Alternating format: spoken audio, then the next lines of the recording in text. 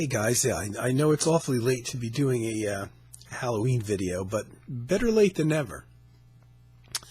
Now for me, Halloween is it. It is the only holiday of the year. I don't care whatsoever anymore for Thanksgiving or Christmas. I don't have much family left to celebrate Christmas anyway, but, I got no kids. Christmas is just kind of a memory. But Halloween has always been my thing. I'm really the only one in the family that ever got into it anyway. But as a result, I don't have any negative memories associated with it or things that would make me depressed as I get older. It's just a fun holiday. Love horror movies. To what extent you can see it, I have my Halloween lights up. Now, I have my usual tiki heads up there. But the reason I like tiki heads is because they always reminded me kind of like of Halloweenish things. So they're Halloween heads this time of year, and they're tiki heads the rest of the year. Now, for normal people, November 1st would be probably the day that they start to at least think about taking down their Halloween decorations, if they put any up. That's because Halloween's over, but not for me. I don't care about Thanksgiving. I don't care about Christmas. And honestly, oddly enough, it's just really in the last week or so that the leaves started to change. I'm looking at a tree outside my window now. It looks completely green. If you don't look very close, you still see green leaves, and yet there's a whole crap load of brown leaves that have fallen in the last week or so. But just in the last week. And looking at these trees with the leaves still on them in green for the most part, sure doesn't look like Halloween. So I know come November, it's going to look more like Halloween, and I'm going to be the nut who's still celebrating Halloween. And if I thought Halloween was over on November 1st, I wouldn't even bother with this video. I don't have anything new to say this year, but I kind of doubt people would go and watch my old Halloween videos. By the way, my lights, in addition to the tiki heads, I have some old favorites that I pulled out from the garage because I haven't been doing videos from the garage lately. So I have Woody, the Wood Spirit. I have some mugs there, like Frankenstein, head monster, and a skull. And I don't know if you can see Brainy there. Brainy, which is actually emits fog. You have to turn it on and pour the juice in there and let it warm up and stuff. And I can't do it on that shelf because it's going to mess up all the stuff on the shelf. So I haven't run the juice in there for a while. But the Brainy is there. And I have tiny little odd, I always forget something with these videos. And even though you can't tell necessarily hanging from those string of lights, along with the tiki heads, are these, damn it, I got it back there, but I'm going to really stop this video and redo the whole thing. I have they're about this big, these little skeletons that have lights in the heads of them as well. Now, I've already taken a photo, a still photo that I will kind of amend and I'll stick at the end of this video if the video editing software allows me to. So you can get a better close-up of what's hanging up there. It's just a few seconds of a photograph where hopefully you can see the little skeletons there and the tiki heads a little bit more close-up and the guys that are, hanging out. And I didn't put them up just for this video. These guys have been up there for a month now. There's also, if you look there, there's a pumpkin. It's actually a soap dispenser, a liquid soap dispenser that's clear.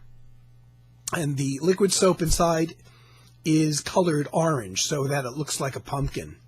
And the holder's like a pumpkin. And that actually, if I make any other videos anymore, you'll see that stays there all year. Here's a couple pens that were given to me that that are always here, right here at my desk. I can't find the other ones. I got a Frankenstein one, but I've got a very big kind of pen holder that these all are lost in. So I've got things that were gifted to me as kind of like Halloween things, but they stay with me all year. And all of them are pretty much up on here. up on my main desk where I do my whole life is pretty much. This computer I record my music on, go on the internet on. I sit here all day, kind of. Speaking of which, I was recording, had a concept for a piece of music to leave, as I pretty much do every year for the last few years, to leave some original Halloween music on my channel. I got 2 parts up. I have 5 parts in total, and I have the whole thing mapped out but not recorded. I did. The idea was to just put something up for folks to listen to that maybe had a Halloween vibe to it. The initial idea was they were things that I would kind of record fairly quickly.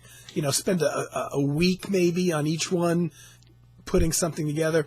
And the first part, as I said, I was going to do it 5 parts. The first part I did in a few days and put it up. And because I liked it so much, I got a little more serious when it came time to do part 2. So instead of being a quick little thing, part 2 took me like 3 weeks to do. And I've been working on part 3, but it's too late now, kind of. It's in a few hours. In less than a dozen hours, Halloween is technically over for you folks, not for me. And part 3 is only like 80% done. Part 4 and 5 are just like mapped out. I know what I want to do, but I got pretty intense with it. Part 2 had a lot more instruments going on than part 1 did. Part 3 has many more. I have 50-something tracks of audio for this piece. Now, all 50 tracks aren't necessarily going at once, but I currently, and I'm not finished, I currently have 50 different tracks of different instruments of audio. Sometimes there's 6 or 8 guitars or something like that, but I'm up to 50-something tracks. So it got kind of intense work-wise, and got to a place where I was doing a lot of work on part 3, and it's coming out really good. It's really probably different for me, and has some hand drums. I love hand drums. I always intend on recording them, and yet I noticed like most of my CDs of my original music I put out in recent years, for whatever reason, haven't had any real hand drums on them, or acoustic drums like I like to play. So part 3 was actually based around hand drums. The first thing I recorded was an oudou drum, having no idea what I was going to put along with it, and then it turned into this Halloween thing. So when I finish part 3, I'm going to put it up. Part 4 and 5, I don't know. It's going to be so far after the fact in terms of quote unquote Halloween music. I don't know. But I'm so happy with the way it turned out, and I put so much work into it that I will release it officially. And once I do, it's going to be up here streaming anyway. It's going to make it onto YouTube, even if I don't put it on my channel. If you type in Gary Hayden topic, you'll find most of my music, most of my officially released music will come up. And that channel has nothing to do with me. In fact, I have no control over it. It's when I send a release out to CD Baby, who handles all the gyrations of releasing my music to the public and downloads to places like Amazon and stuff like that. Unless you specify you don't want them to put it up for streaming, eventually, a couple months after the release comes out, they apparently send it off to some company that sends the music to YouTube and I guess other places like Pandora and stuff like that. I don't know quite exactly the process, but if you like an artist, any artist that has commercially released music, and you type their name in the word topic, TOPIC, you'll see their music to listen to on YouTube. And that music was not put there by the artist. It was actually put there by their record company. Unless they specifically request their music not be there. But and sometimes it's you have to subscribe to the premium channel to get that context. Some of the bigger artists, you have to do that with, or sometimes some artists just in certain countries, you can't play the music without, doing a paid subscription thing. But regardless, it's the record companies that send out the music that you'll find listed under the topic, the artist's name and the word topic. And I don't think people understand that, because I have gone and looked at my own channel under topic, and every once in a while I'll see somebody putting a comment about my music thinking I'm going to see it, but I don't own that channel, so I don't get notified when somebody puts a comment on my music. I only get notified when somebody puts a comment on my music that I've put up on my channel here. So that's just a general education of how to look things up on YouTube.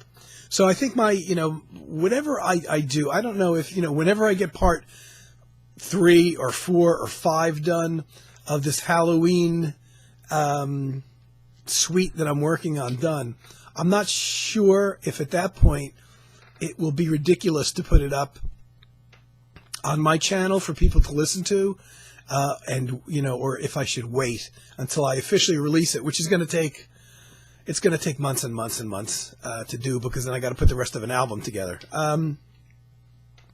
But that's only partially why I'm here. My webcam has not worked for months and months and months. And I went on YouTube and a long time ago, months ago, and in one of my folders, I saved, you can look up anything and how to do this, how to fix that. And I was under the impression, probably correct, that the reason my webcam has stopped working was due to one of the Windows 10 updates, which is pretty much when it stopped working. And Windows 10 updates, you don't know when they're going to come. You can get one a month. You might not get any for 6 months, but you're going to get something at least every 6 months, considering that's the current version of Windows. So my webcam stopped working, and I looked it up on YouTube, figuring, typing in something like webcam stopped working with Windows 10 updates. Found a video, stuck the video in one of my folders, and assumed that I had tried the fix. And I think I did, and it didn't work. But I was frustrated, and I was really trying to get the webcam to work again, and playing around with settings. I know nothing about this stuff, so the likelihood of me fixing it is highly unlikely. Forgive the harsh light, but I had to pull over a separate lamp over here, or else I can't read the stuff that I'm about to show you. So I watched this video again, and I wasn't sure whether or not I tried the fix on there. And the guy who put it up is several years old, as a matter of fact. So I thought it probably wouldn't work anymore. I think it was from 2017. Had this fix, and he put everything in there. He put a link to the place to go to look up the software based on the camera you have. The link to fix it, even like once you figured out what version of the software you needed to fix it. And I tried it, thinking I tried this before and it didn't work. And the fix worked. This fix that's been there for like 3 or 4 years. And all of a sudden, after months and months and months, my webcam is working again. I know what's going to happen, though. It's going to stop working with the next version update of Windows 10. And at that point, I'm just going to have to try this old fix again. But who knows, it might not work, because who knows, what? It's an old webcam. The manufacturer is not any longer preparing software updates because it's an old webcam. I can't afford to buy a new one. And my iPad is, who knows if it's going to work tomorrow. That's how messed up it is. So I'm kind of glad to have this back. So anyway, it's Halloween. The only things I have to show are things I've shown in my past Halloween videos. Are you going to go back and watch my past Halloween videos? Probably not. So, here's the stuff that I listen to. I start in September probably, sometimes even sooner, but pretty much as soon as September comes. All these things I'm about to show you become part of my regular listening routine. And today is Halloween, but it doesn't end today. This continues on throughout November, sometimes even longer into December. So some pretty standard stuff I have here. And you know, I just gathered this up at the last minute. I'm sure there's things around here that I'm forgetting to show and stuff like that. But some obvious things, Halloween. My webcam just froze, so I hope that's not a bad sign. And a lot of CDs that oddly enough only pop up I picked up a lot of these things in physical stores. Not necessarily before the internet started, but even in recent years. But they're things that you tend to come across. I came across a lot of these that I physically bought in stores. I came across in party stores. Like we have one here called the Party Box. There's Party City. And to Halloween, it becomes a Halloween shop. And there's also Spirits and all that, but I haven't shopped there. But the Party Box one that I used to go to a lot, at Halloween, you know, they sell costumes and anything associated with Halloween, you know, little knickknacks and tchotchkes, and one time I got sticky eyeballs there and things like that. And during, you know, this period of about 2 months, and only 2 months, they would have some CDs of music and ghost stories and things like that. And, you know, come November 1st or 2nd, boom, they're off the shelves for another 10 months. And a lot of these I did buy online. Here's another Halloween Fright Night. A lot of these are, but very interesting, orchestral music from a horror movie. So horror movie themes from like The Shining and Psycho and Jaws and The Omen and Nightmare on Elm Street. This one also comes with a DVD of Night of the Living Dead. And Night of the Living Dead is a movie in a public domain, so anybody can release it. So everybody does. There's probably 100 versions of Night of the Living Dead out there, some of them really crappy. And you could get them at drugstores for $1 because it's a public domain movie. But it was kind of cool that they included that in the set. Here's another one, very scary music. Now, most of these are interesting from the fact that, again, it's a lot of the same tracks. Nightmare on Elm Street, a lot of movie things. Dracula, main titles. Suite from Psycho, Twilight Zone, The Exorcist, the Mike Oldfield, Tubular Bells. Most of these, though, are re-recordings. They're not the originals, which makes them interesting.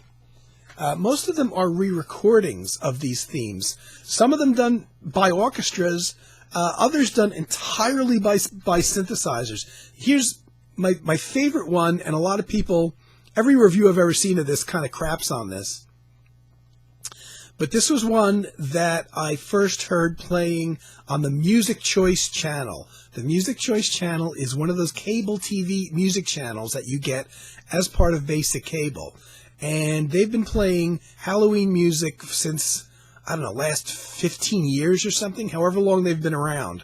And it's a seasonal channel. So after Halloween, they start playing Christmas music, you know, that kind of thing. So it's only seasonal music. So they would start playing Halloween music really about the second week of October, after doing about a week of Oktoberfest music. And that's where I first heard this. A lot of people don't like this, but I love this. Most of these, again, movie themes, new recordings, were done entirely on a synthesizer. Probably in the late 80s, I want to say. So they have a kind of digital sound to them. Usually that doesn't work. The 80s synthesizer sounded terrible. But for some reason, I really love that album. To me, that's the, in terms of musical signpost albums of Halloween, that's my go-to. That's the first one I think of when I think of Halloween. that one got a lot of play on Music Choice. Almost the entire album, all of the 12 or 13 or 14 tracks that are on there, almost all the thing got spread out and played on the Music Choice channel. Now, last year, my cable company switched, and they no longer have the Music Choice channel on. In its place, they have something called Stingray. Stingray also has a seasonal channel, but the Halloween music they play is really disappointing. Really disappointing. Doesn't cover the kind of range that the Music Choice channel did. It's mostly rock songs. A lot of rock songs, like a Meatloaf song, has nothing to do with Halloween. The only thing that has to do with Halloween is it's a love song that came off of the Bat Out of Hell album. Why are they playing that? There's not even a spooky theme to it or title or anything. So, it's kind of disappointing, a lot of the stuff that they play. They don't play very much instrumental music stuff. Almost no music, movie music or music associated with Halloween, like the Twilight Zone theme and stuff like that. So thankfully, on my DVR at home, I have probably a couple dozen hours of music recorded years ago from the Music Choice channel, the Halloween music. And I kind of felt stupid, like, why am I saving this when they almost play pretty much the same stuff every year? Except I've got that music, I could put that music on and play it through my, DVR on my TV any time of year after Halloween, which is why I initially kept it, not knowing that eventually they were going to drop Music Choice. So I do have, 24, maybe more hours of the old Music Choice Halloween music to listen to, which is good. I also have these, again, authentic music from the crypt, but again, it's a lot of movie themes, but also a lot of stuff like The Sorcerer's Apprentice and The Hall of the Mountain King, and we're getting into one of my real loves of Halloween music, and that is classical music. That wasn't necessarily written with Halloween in mind, but ended up being associated with Halloween simply because it was used in thrillers or horror movies, and over the years kind of became associated with, dark horror movies, therefore Halloween. Here's another thing, another Drews thing, who made the other one. Again, Psycho theme, the Jaws theme from Carrie, X-Files theme. So there's some imagination done with these. Man, I got a lot of these to go through. I'm not going to go into detail each one. Scream theme, horrors, again. Another compilation of mostly music themes from Scream, Tubular Bells again. There's a lot of different versions, recordings of the opening 4 minutes or so of Tubular Bells. And because I'm a Tubular Bells fan, it's always interesting for me to hear them. Funeral March of the Marionette, which was the theme music for the Alfred Hitchcock Presents TV show, which is probably where everybody first heard it. Another Drews classical Halloween music. This one is almost entirely classical music. So it's Fantasia at E flat, Night on Bald Mountain, a great piece, Ride of the Valkyries, which is a why am I drawing a blank? Richard Wagner piece.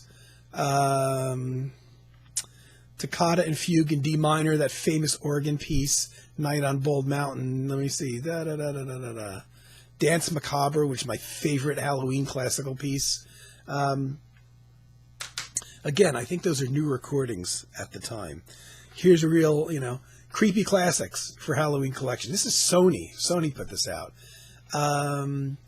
This one has Holst, Mars, which is a good choice. Mars is the darkest movement of the planets, and it starts off with that. So stuff like that, great stuff. Again, Mussorgsky's Night on Bald Mountain, Sorcerer's Apprentice, again, but different versions of it. There's been so many different these are all just, these tunes aren't made for these albums. They're actually compiled from classical albums that these tracks appeared on, And, somebody at the record company said, well, why don't we take some of these that are associated with, horror movies or whatever, and just compile them onto a CD. So Creepy Classics, a lot of these CDs have orchestral music that was recorded in the late 1950s and that are considered like the premier recordings or among the better versions of these famous classical pieces. And so one CD I've got has pieces from the 50s and the 60s and the 70s and even maybe one or two from the early 80s, all on the same CD, and they're all classical pieces. So you can see these CDs weren't recorded specifically with Creepy Classics in mind. They were rather compiled. But I love them all. Then, you get to some that don't necessarily say Halloween on them. Well, none of these do really. But here's another Witch's Brew. This is a great one. I love the cover on this one. The Tam O'Shanter Overture. I didn't know what Tam O'Shanter was. Is it Scottish or Irish? I can't remember. I went up and read on it about a week or so ago when I realized I was reading something online regarding an area in my town, and there's actually a Tam O'Shanter Drive just blocks from here. And I wonder if I bet you the people that live on there don't even know, like Tam O'Shanter's it's like a ghost story, an old ghost story that goes back 100 or more years. You can look it up on Wikipedia, and it lays out what the whole story is like. So it's a bit like I can't think of that the famous Johnny Depp made a movie, the real famous a story with the headless horseman kind of thing. It's like that, it's like this old tale. So Tam O'Shanter Overture, which I think this might be the only album I have it on, but it was weird because I don't think I knew there was a Tam O'Shanter Drive here, or I think it's Tam O'Shanter Drive that people actually live on.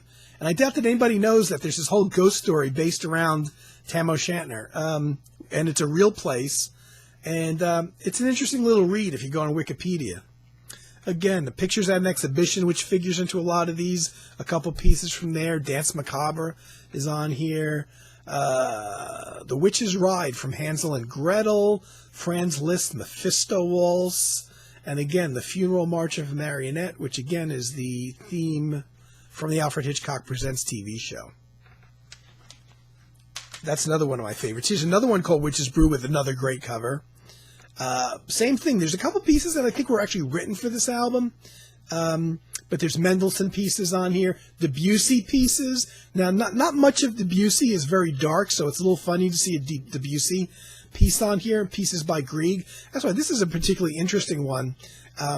Because even though it does have the Mussorgsky Night on Bald Mountain again, and another version of Dance Macabre, it's got those pieces from Debussy and Grieg and The Sorcerer's Apprentice, and another one from Holst the Planets, but not Mars. Mars is typically considered the darkest piece but this one is Uranus, The Magician. A different choice from the planets, which is unusual. I think this might be the only place I've seen that choice put on like a quote-unquote Halloween CD. And there's the Narnia Suite, a piece from Liszt on here. I knew that was going to happen. The stack is so big, I just knocked it over. Hold on a second. It's probably going to happen another dozen times before I'm done. Another one called, did I show this one? Fright Night? No, I don't think I showed this one. Now I had these in stacks. Now the stacks are all messed up. Night Fright. This one I actually bought in a store, back in the days of physical stores. Sorcerer's Apprentice, the Bach Toccata in D minor. Holst Mars. Mars is on here again. Charles Ives wrote a piece called Halloween, which oddly enough doesn't show up very often. This is one of the few places I have the Ives Halloween piece, which is very short but very avant-garde, very dark. Here's one that Reader's Digest puts out. This one wasn't easy to get. Again, a classical thing, but some movie music in there. The The Exorcist theme, Night on Bald Mountain again, Toccata in D. The main theme from Halloween, Harry Potter. So it's a fairly, I guess this was a more 2009. So this was a more recent compilation. Night Scene, a lot. Pirates of the Caribbean. You know, these are movies I haven't seen, like Pirates of the Caribbean and Harry Potter. But interesting that they also use updates on some of these.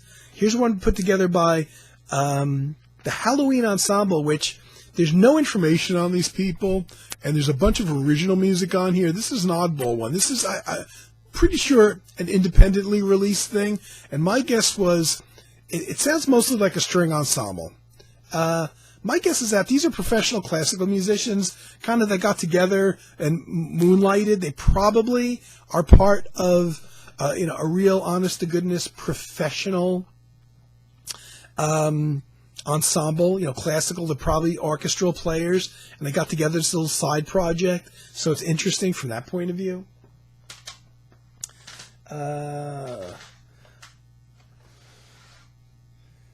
I got so many. I'm going to have to zoom through these. Ghost stories. There's a lot of ghost story CDs that are aimed toward kids, understandably. I have a couple of those. I tried to avoid them, and I always try to look for ones that are more seriously done and more fun, that can be listened to by adults. This one's a little tongue-in-cheek, but it's totally original. Charleston's Tales of Terror. So supposedly true stories that happened in the area of Charleston. I don't recall. I got this online somewhere, but it's not that easily available. I think written and narrated by a guy that actually does bus tours. You go to Charleston and you can actually get a bus tour of, I guess, ghostly places, during the Halloween season. And that's who put this together. So interesting from that point of view. Maybe a little tongue-in-cheek. I'm not 100% sure why I picked some of these up, but I think I ran out of adult ghost stories, so I bought a couple of these kids' Halloween scary stories. Not bad, a little, as you would guess, geared toward kids, but these are all stories. Maybe a couple tracks of ghostly sounds. Tales from Beyond, which again, a little bit more, actually these are pretty straight readings of horror stories. Even though it is geared toward kids, there's a lot of Poe. The Pit and the Pendulum, The Telltale Heart, and The Premature Burial. And what turned out to be the same CD, actually, the same exact tellings of the stories, just, actually, I think this one came first. This one was issued a few years before. I guess it went out of print, and then they reissued it as the one I just showed. It's the same batch of stories, The Premature Burial, Pit and the Pendulum. But they're still, done seriously enough so that they're enjoyable. Tales from the Tomb, with the little light up eyes. You can't see that. But again, they actually do the Raven on here. Poe's the Raven. It's good, but again, it's maybe a little bit geared, not really scary, maybe geared toward kids. The Old Grey Goose, which is a silly kind of tongue-in-cheek thing, but still enjoyable. A lot more tongue-in-cheek, though. Silly fun. Another thing in that area, Around the Fire with Uncle Guts. Halloween stories. This is just one of those CD envelope things. But I love those things. I just love those things. One of the best uses of those, especially the more serious ones, driving around in a car late at night. I only have a couple. Probably the most common quote-unquote Halloween CDs are sound effects. I guess they're easy to do. So I only bought a couple of those, and I don't even know, Night in the Haunted House, Night in the Graveyard. I bought this not knowing, thinking it could be stories. Turns out it's sound effects. Demonic Soundscape, same thing. This is pretty scary crap on here, though, I gotta tell you, sound-wise. Pretty scary stuff. Ghost stories. There's a lot of ghost story CDs, but you have to seek them out, and it's hard to sometimes find them. One of the bigger ones are old radio broadcasts, things that were broadcast in the history of radio long before TV existed. So you get like old time radio. Lights Out. Lights Out was a whole series that was on radio for many, many, many years. They even made Lights Out like feature films, like different stories in each one. No consistent regular characters. So these are kind of like dark, not necessarily monster things, but dark kind of creepy things or murder mysteries. Very popular radio shows. Came along as did the movies before TV even. So you can see these are from 1942, 1943. So there's a bunch of those. Here's another one. Werewolf, Dr. Jekyll and Mr. Hyde. These are old radio broadcasts. From this company's called Radio Spirits. The Werewolf from 1944. Dr. Jekyll and Mr. Hyde from 1945. I bought that as an individual one, and then realized that there was this whole set. So it's here's a whole set of those. So it's 4 CDs, 3 CDs, including a version of Dracula. Imagine this, it goes for well over an hour, from 1938. It's amazing that they kept the tapes of these things, not knowing back then that they could ever sell them, A version of Frankenstein, all from radio broadcasts, from 1944, and another version of Frankenstein from 1955, so that was even after the advent of television. Though I don't know in 1955 how many people had television. It was very expensive. And again, that same Werewolf CD is in there too. So just, it's when I listen to those, one of the things I'm thinking about is, wow, what was it like sitting around the radio? Probably these played at Halloween time, probably a bit more than other times of the years on the radio. You couldn't tape them because you didn't have a home tape recorder. But just the whole thing of people tuning in at night, TV doesn't exist, and you listen to the radio and you listen to these, especially the creepy stories. Man, it must have been a blast. But of course, back then you couldn't tape them and had no way of replaying them or re-listening to them. There's a whole series, very seriously done by mostly British actors. So I'm guessing the Naxos classical music label did a whole bunch of, I don't even have them all, classic chilling tales. Most of these are 2 CDs. Each CD is like 70 minutes or close to 80 minutes. Classic tales of horror from novels read by serious British actors. So like Edgar Allan Poe, Rudyard Kipling, M.R. James, famous authors of these old things, Ambrose Bierce. So here's a volume 3, and all these are 2 CDs, just crammed hours of stuff. And so I don't think I have volume 4. Volume 2, again, Edgar Allan Poe, Oscar Wilde, Charles Dickens. Yeah, so 2.5 hours on one of these alone. Those are very seriously done. They always get these serious, Shakespearean trained actors to read them. They ain't messing around.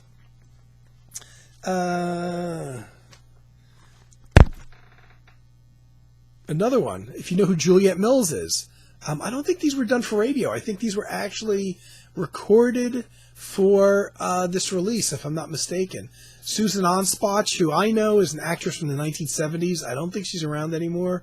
Robert Forster, another American actress from the 70s.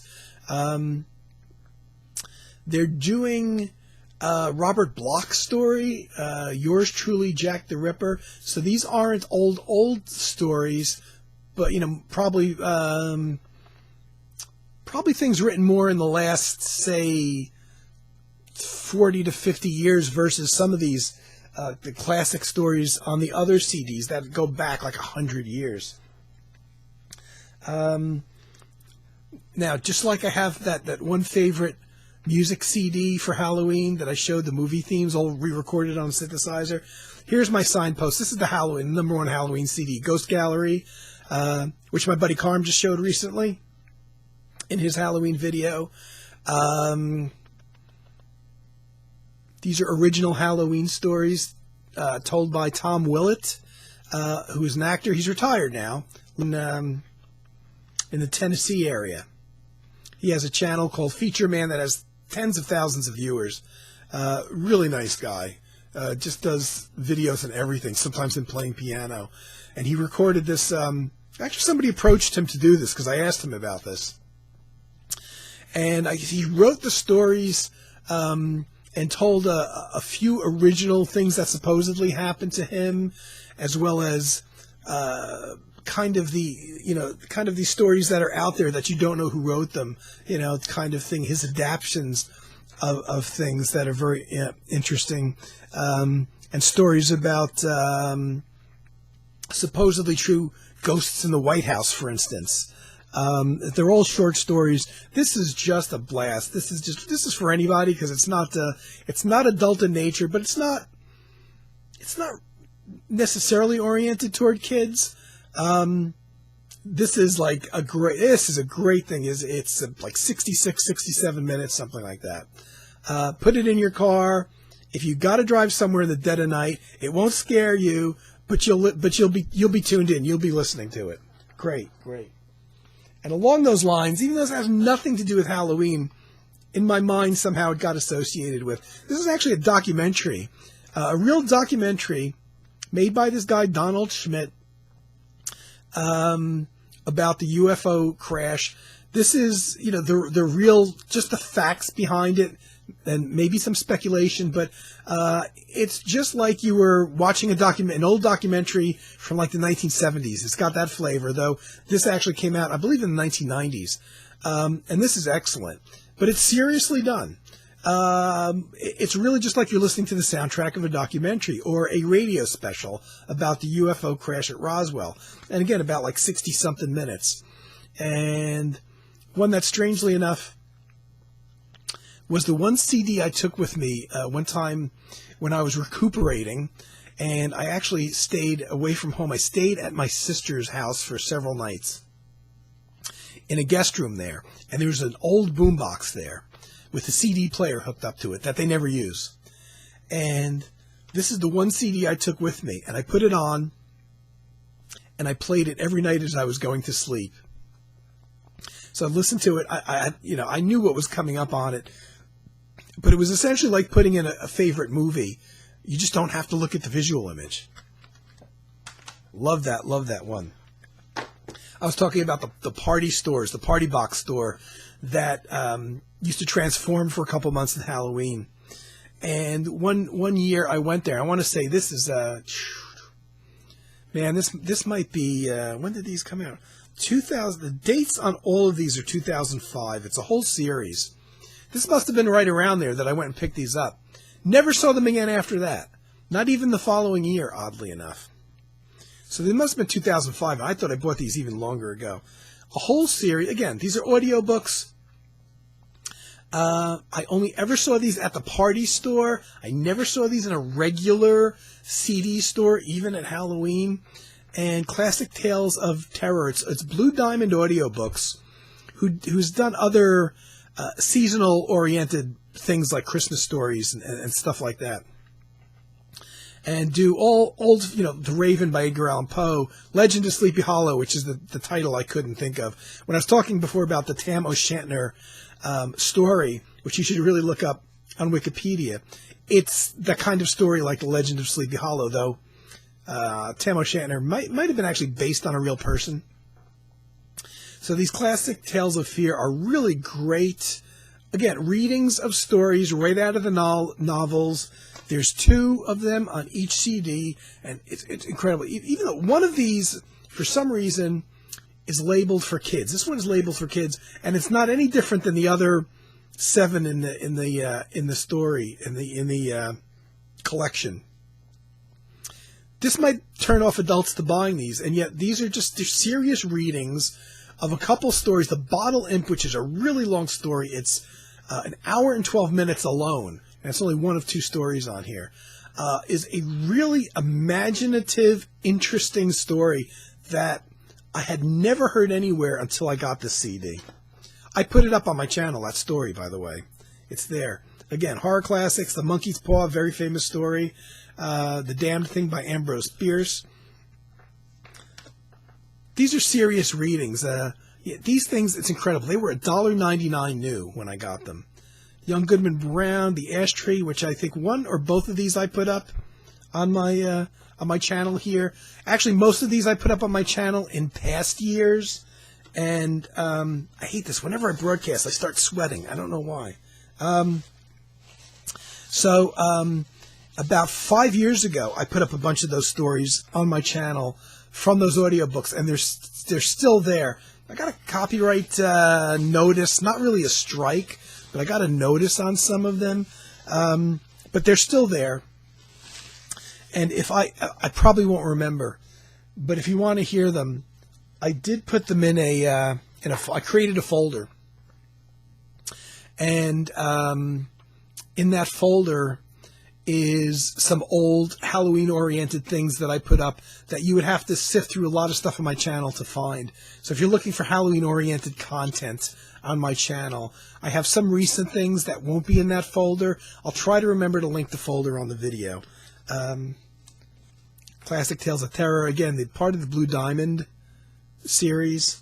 Edgar Allan Poe stories, a lot of those. Dracula's Guest, which is actually Bram Stoker. It's actually part of the original novel of Dracula, which is interesting to hear. They left it out because it was so long. The Yellow Sign, an H.P. Lovecraft story, the Cats of Yulthar. I love Lovecraft.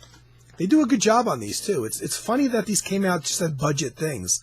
The Night Wire is one of my favorite stories on this whole series. And Rats, this is one of my favorite CDs out of the series. I think I showed this one, Midnight Shadows. I showed these monkeys. Yeah, I showed those. There's 8 in the series altogether. Yeah, I showed this. 8 in the series altogether. Excellent stuff. Excellent stuff. I'm sorry those are out of print. I have one more stack. Here's things that are not... I'm sorry this is so long. Here's things which aren't actually specifically Halloween, but I have a small batch, but it seems to grow, maybe by 1 CD a year, of things that are not Halloween music. But for various reasons, I end up associating Halloween with them. As a result, every year when Halloween comes around, I have to hear them again, and I pull them out all the time, September, October, November. One of these, you can understand why, music from Castle Dracula. Now, this is interesting because there's no real information on here on what this is. There is a little bit of narration where they're reading a couple passages from the novel Dracula, Bram Stoker's original novel of Dracula. They read that over the music. The music is incredible, unearthly. There's so much reverb on the music, though, it's very hard to really hear the individual instruments, but it sounds like all acoustic instruments and some unusual instruments in there, like things you can't name.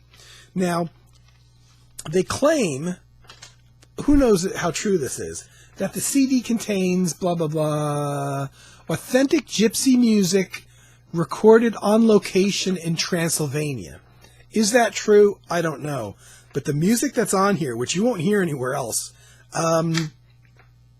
sure sounds like it could be authentic gypsy music.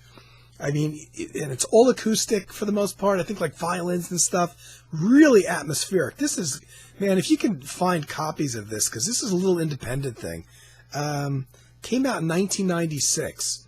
I don't think I paid a lot for this, and I wasn't able to sample it before I bought it. But man, this is really interesting. But there's a ton of reverb on it. So it actually sounds like it was recorded in the Castle Dracula, you know, with these ceilings that go up yay high. So you can see why I might associate that with Halloween being a Dracula thing. But here's something, straight classical music, never put on a compilation that I know of Halloween music by Arnold Schoenberg. Man, this guy wrote some dark music. I really got to get into more of his music. This is dark. And I remember, like, the first time I put this on, I dug it right away. But I realized this ain't the kind of classical music that you would ever play for somebody that wasn't already into classical music, hoping, hey, maybe they'll like this. Man, this guy is an original. I got to get more of his stuff. This is a Halloween CD for sure. There's a bunch of things. Don't know why. Here's some real. I don't know anything about this guy. This is Sweet Electronica, a French guy, Christian Closure. This is a blind buy. This was the classical section, not the new age section. This is dark experimental electronic music along the lines of maybe like Klaus Schulze, Cyborg, or Ehrlich, like his first two albums.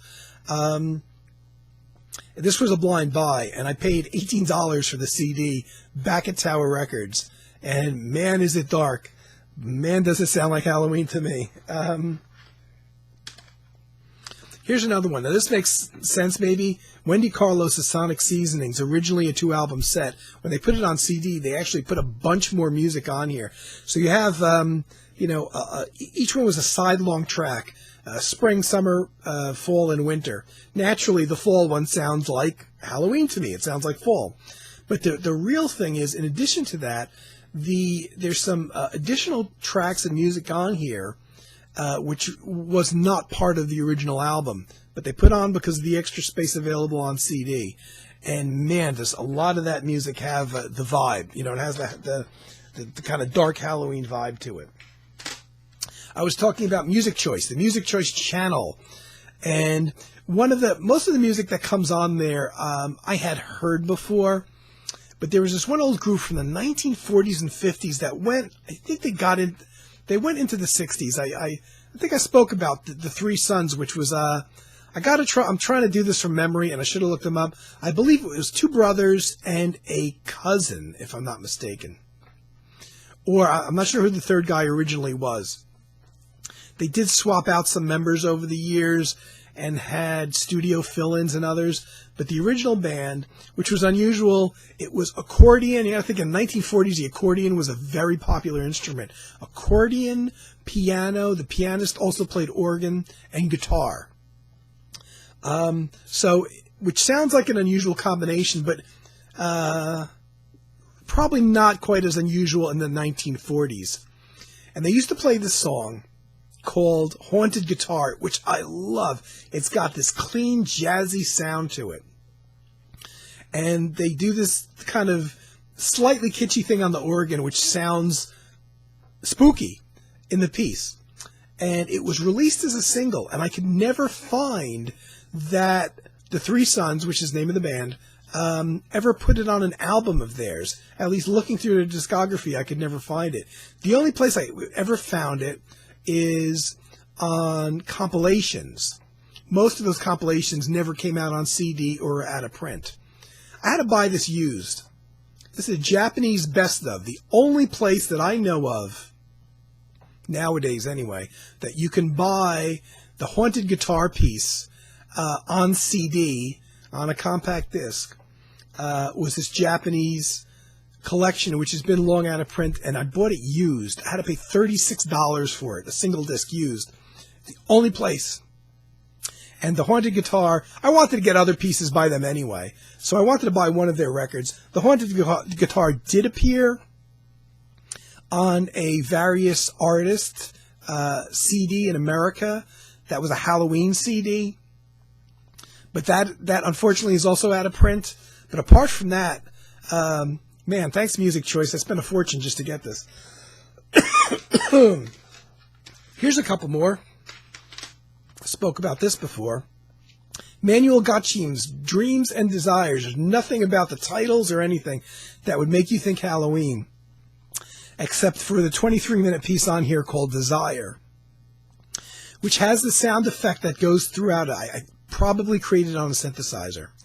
Has a sound effect that goes throughout the whole piece of almost the entire 23 minutes. That to me sounds like a ghost. It sounds like a ghost going, woo! I've talked about this before. As a result, in my mind, this became a Halloween CD that got played all the time. Now, here's two new ones that were sent to me as presents. I can't say that they're quite yet there in terms of annual Halloween listens because I just got them. This is the first Halloween that I've listened to these. Ritual Structures by a guy named Mark Tyndall. I didn't know Mark Tyndall before, But the very reason that this was sent to me is this is, new original music. I guess electronically oriented a bit more. This is Halloweenish for sure. I guess even the cover suggests it, if you see the fall trees there. And here's another one. Now, here's an album that was just sent to me that I've had this for years. This is one of only 2 albums I can think of that I still have on cassette as well. I never, ever, ever, ever used to buy pre-recorded cassettes. I always, back in the days before CDs, I always bought vinyl. I'd always make my own cassette versions of the albums to play at home and in the car. And the reason I preferred to do it is if you bought a single album, you could fit 2 albums on a cassette. You get like a 90-minute cassette or whatever. But I also always change the order of songs. Let's put the order of the songs different than what they are in the album. The songs I like better, I put first. The ones I like the least, I put last.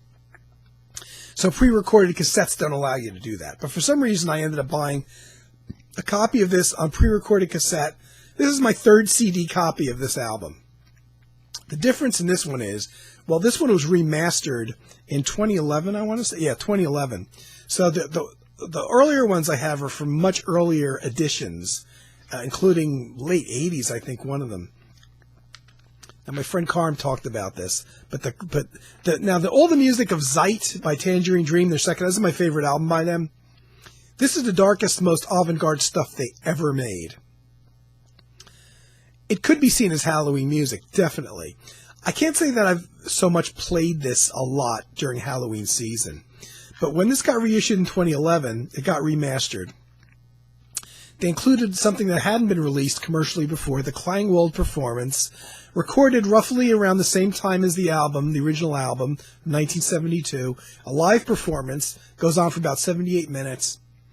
Very much in the same frame as the studio Zeit album. Very dark, very Halloweenish. And when Carm was first talking about this, when he first got this, it wasn't even on a Halloween video. He mentioned, gee, it kind of sounds like this could be Halloween music, if I'm remembering the video correctly. And I never forgot that. And I had this on my wish list since the time it came out. I got to get that. I got to get that version. Yes, I have 3 versions already of Zeit, but I don't have the live thing. But I received it as a present. And yep, he's right. That's definitely Halloween stuff. The last one also by Tangerine Dream, Green Desert. Now, to me, Green Desert suggests the summertime.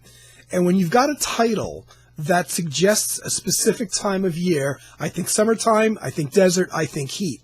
I would never associate this music with Halloween, simply because of the title and the cover image. See, a lot of the influence of how I feel about pieces can come from how they are titled, the imagery that they might suggest. If somebody's writing a piece about a jungle, I'm never going to think wintertime, autumn time. I'm going to think heat. So the funny thing is I initially bought this probably in a whole batch of other CDs. And I listened to it, a handful of times. I liked it, but it went up on the shelf. And at the time, I was buying CDs every week, by the lot, And I put it on a shelf. And then one year, after I had it a few years and I hadn't listened to it, I pulled it down to listen to it again for some reason. Turns out, and this is a number of years ago now. Turns out that happened to just be at Halloween time. So I was listening to all this Halloween music and then, throwing in other things of interest. And I pulled down Green Desert. And it was the first time it really spoke to me. Really dug it. And then I found myself listening to it the next evening. And I have a specific memory of driving home from work after the first night that I had pulled out Green Desert. I'm driving home from work. I'm on my way home, and I'm like, gee, I really want to hear Green Desert again. Yeah, I just pulled it off the shelf and listened to it last night. And this was around Halloween. And I listened to it again the second night in a row. Something clicked on it. I ended up listening third night, fourth night. I ended up listening to it pretty much every night, as far as I can remember, that year. And it just so happened to be around Halloween. Well, guess what?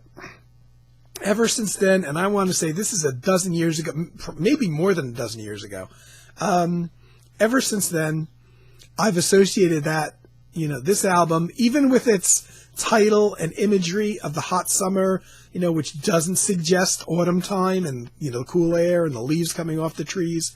But it's become a Halloween go-to album for me. I went on an hour. I didn't mean to, but you know how I am.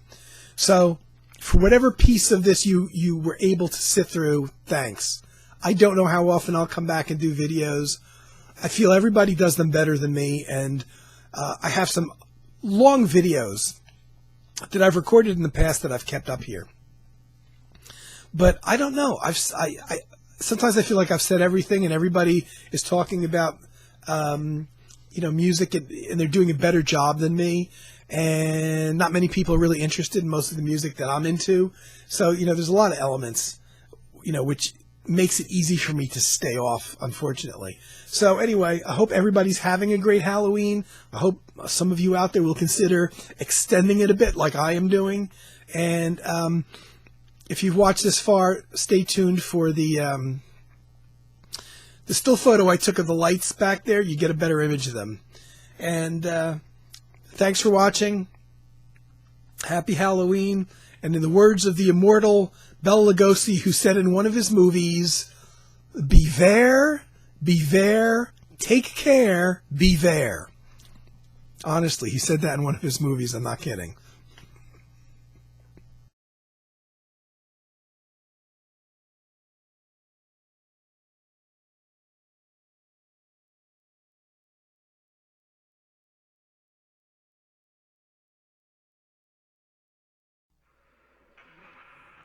Beware! Beware! Take care! Beware!